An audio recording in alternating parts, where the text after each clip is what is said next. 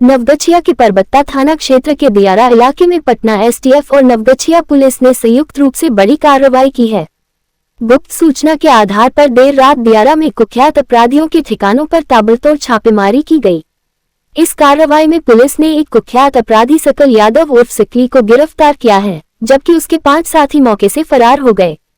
सकल यादव लंबे समय से एसटीएफ के रडार पर था और हाल ही में जेल से बेल पर बाहर आने के बाद फिर से सक्रिय हो गया था।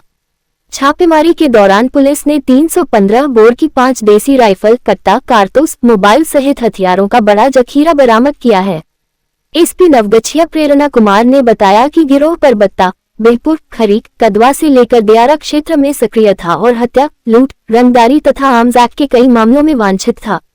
सिर्फ सकल यादव पर ही 1 दर्जन से अधिक मामले दर्ज हैं। गिरफ्तार अपराधी से मिले सुरागों के आधार पर पुलिस बाकी फरार अपराधियों की तलाश में लगातार छापेमारी कर रही है। 2025 को परबत्ता थाना को एक सूचना प्राप्त हुई कि राघोपुर शंकरपुर दियारा में कुछ अपराध कर्मी हैं और अपने आर्म्स के साथ इकट्ठा होकर कुछ विधि व्यवस्था और क्राइम करने के बारे में प्लानिंग कर रहे हैं। तो उक्त सूचना पर तुरंत ही जो परबत्ता थाना की टीम है, एसटीएफ की टीम है, प्लस डीआईयू की टीम जो है नवगछिया पुलिस की, सब लोगों ने मिलकर प्लान किया और वहां पर जो राघोपुर दियारा है वहां पे रेड की गई। रेड के दौरान में जो दियारा क्षेत्र है वहां पर कुछ अपराध कर्मी पुलिस टीम को देखकर भागने लगे, जिसमें से एक अपराध कर्मी जिसका नाम है सकला यादव उर्फ सकली, थाना बीपुर भागलपुर को गिरफ्तार किया गया। अन्य अपराध कर्मी दियारा का फायदा उठाते हुए भाग गए, परंतु उनके खिलाफ भी हम लोग आइडेंटिफाई करके लगातार छापेमारी कर रहे हैं। उन लोग को भी हम लोग जल्द से जल्द गिरफ्तार करेंगे। उक्त अपराध कर्मी सकला यादव के साथ हम लोगों ने .315 राइफल जो है 5 वो प्लस 2 देसी मास्केट और 35 जिंदा कारतूस और 1 मोबाइल हम लोगों ने सीज किया है। और जो अपराध कर्मी है उसके खिलाफ रंगा थाना परबत्ता थाना कांड संख्या दर्ज करके जो कार्रवाई है आगे की उचित वो चालू कर दी गई है। भागलपुर जिला परिषद में एक बार फिर बड़ा बदलाव होने वाला है। जिला परिषद अध्यक्ष मिथुन कुमार के नाथनगर विधानसभा क्षेत्र से विधायक चुने जाने के बाद अब अध्यक्ष की कुर्सी रिक्त मानी जा रही है। इसी को लेकर जिला परिषद के सदस्यों में नए अध्यक्ष चयन की हलचल तेज हो गई है। आपको बता दें कि कुछ दिन पूर्व ही जिला परिषद के पूर्व अध्यक्ष अनंत कुमार उर्फ टुनटुन साह के खिलाफ अविश्वास प्रस्ताव लाया गया था, जिसके बाद मिथुन कुमार को जिला परिषद अध्यक्ष बनाया गया था। लेकिन अब मिथुन कुमार के विधायक बनते ही हालात बदल गए हैं। सूत्रों के अनुसार जिला परिषद के करीब 23 सदस्य फिर से अनंत कुमार उर्फ टुनटुन साह को जिला परिषद अध्यक्ष की कुर्सी सौंपने के पक्ष में खड़े हो गए हैं। आज सभी 23 सदस्यों ने टुनटुन साह के समर्थन में अपनी एकजुटता दिखाते हुए कहा कि वे चाहते हैं कि वह दोबारा इस पद पर बैठें। इस पर प्रतिक्रिया देते हुए टुनटुन साह ने कहा, सभी सदस्य फिर से मेरे साथ हैं। परिवार में थोड़ा बिखराव हुआ था, लेकिन अब पूरा परिवार एकजुट है। जिला परिषद अध्यक्ष पद को लेकर अब आधिकारिक घोषणा का इंतजार है, लेकिन टुनटुन साह की दावेदारी सबसे मजबूत मानी जा रही है। और किस स्तर से अब आप काम कीजिएगा? सबसे पहले आप लोग सभी मीडिया चैनलों को मैं धन्यवाद देते हैं और सभी सम्मानित पार्षद को भी हम धन्यवाद देते हैं, क्योंकि दोबारा 16 से 21 तक हम जिला परिषद के सदस्य चुने गए और अध्यक्ष चुने गए। उस टाइम में विश्वास हम पर लगा था। प्रक्रिया है, विश्वास लगना है और लगाता है लोग, क्योंकि गलती हो नहीं हो, कुछ गलतियां हुई होगी, आपस में होता है। जब 31 पार्षद हम लोग हैं, कुछ काम में त्रुटि, कुछ हम में गलती, कुछ उनमें गलती होता है, फिर हम लोग दूर कर लिए। फिर दोबारा फिर पूरे सभी सम्मानित पार्षदों ने हमको चुनाव जिताकर सदन में फिर भेजा, अध्यक्ष बनने का मौका दिया। उसके बाद फिर 2 साल के बाद विश्वास होने पर लाया गया। विश्वास लाया गया, फिर विश्वास में 18% उनके साथ थे, 13% हमारे साथ थे। उन्होंने विश्वास मत हासिल कर लिया। उसके बाद पुनः हमारे सम्मानित अध्यक्ष मिथुन जी नाथनगर विधानसभा से माननीय विधायक बन चुके हैं, तो ये सीट रिक्त हो चुका।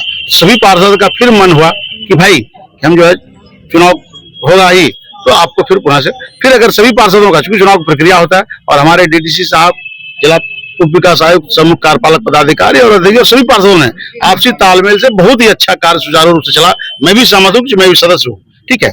आज मान लीजिए फिर पुनः सभी पार्षदों का विश्वास भरोसा हमारे पर जताया है और उसको वोट में परिणत होगा, हम फिर पुनः बनेंगे और आपस में तालमेल बना करके पूरे विकास जो 31 पार्षदों के बीच हम करेंगे। और पुनः पहले भी हम करते आए, सब कार्य में बराबर सबको हिस्सा, जितना भागीदारी 31 पार्षद है, सभी जितना फंड आता था सभी को हम लोग बराबर बांट देते थे। बिहार विधानसभा चुनाव में एनडीए को जबरदस्त जीत मिली है और इसका प्रभाव भागलपुर जिले में भी साफ दिखाई दिया।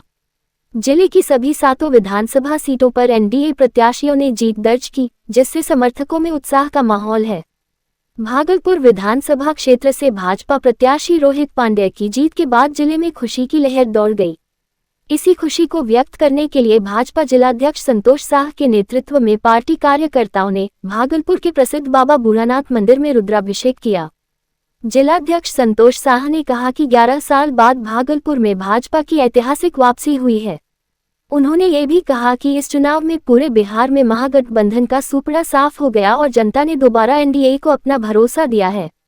रुद्राभिषेक कार्यक्रम में एनडीए के दर्जनों कार्यकर्ता मौजूद रहे और मंदिर परिसर में विजय के नारे गूंजते रहे।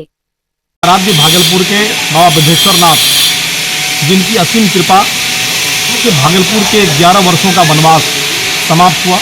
भागलपुर के सभी 7 सीटों पर प्रचंड बहुमत से विजय की प्राप्ति, पूरे बिहार के अंदर और महागठबंधन का सुपड़ा साफ हो गया।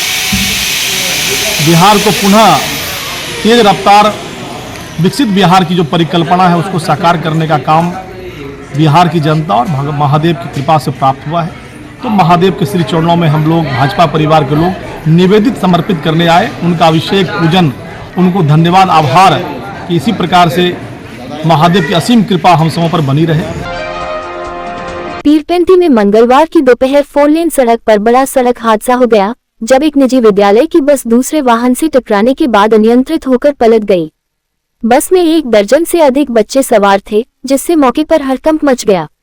हादसा होते ही वहां से गुजर रही पीरपेंती थाना की गश्ती टीम तुरंत सक्रिय हुई और बच्चों को सुरक्षित बाहर निकालकर पुलिस वाहन से पीरपेंती रेफरल अस्पताल पहुंचाया। अस्पताल में मौजूद चिकित्सक डॉक्टर नीरज कुमार ने सभी बच्चों की प्राथमिक जांच कर उपचार दिया। राहत की बात ये रही कि अधिकांश बच्चों को मामूली चोटें आई और उनकी स्थिति खतरे से बाहर बताई गई। वहीं एक बच्चे के हाथ में फ्रैक्चर की आशंका जताई गई है, जिसे बेहतर उपचार के लिए मायागंज अस्पताल रेफर कर दिया गया। हादसे को लेकर स्कूल बस चालक ने बताया कि वो परसबनना गांव से बच्चों को छोड़कर जगदीपुर की ओर जा रहा था। इसी दौरान अचानक सामने से एक तेज रफ्तार वाहन आ गया। ब्रेक लगाने की कोशिश में बस अनियंत्रित होकर पलट गई। चालक का कहना है कि दुर्घटना सामने से आ रहे वाहन की लापरवाही के कारण हुई।